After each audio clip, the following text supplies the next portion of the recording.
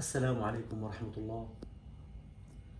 السلام عليكم ورحمة الله. استغفر الله، استغفر الله، استغفر الله، استغفر الله، استغفر الله، استغفر الله، استغفر الله. أحبتي في الله، النبي صلى الله عليه وسلم نهى عن هذه الجلسة، أن تضع يدك اليسرى خلف ظهرك على الأرض على باطن كفك هكذا وتضعها خلفك.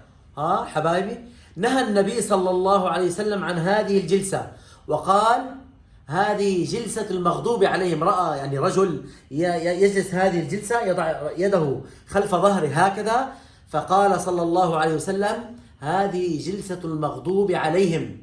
والنبي صلى الله عليه وسلم في حديث آخر قال هذه جلسة المعذبون من أهل النار. هذه حبايبي أن تتكئ على يدك اليسرى على باطن يدك اليسرى.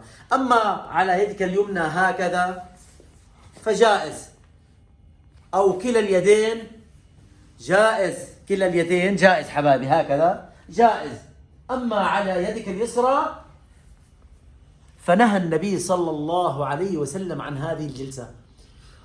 كما علمنا النبي صلى الله عليه وسلم حبايبي الأمور العظيمة من الدين، من عدم الظلم والربا والزنا وشرب الخمر، كذلك علمنا حبايبي يعني على كثير من الأشياء التي ربما تضرنا.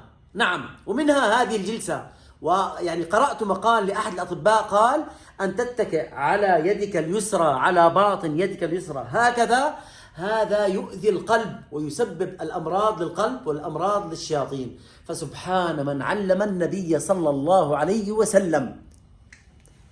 نتعلم سنة النبي صلى الله عليه وسلم حبايبي. الله يحفظكم ويبارك فيكم ويرضى عليكم.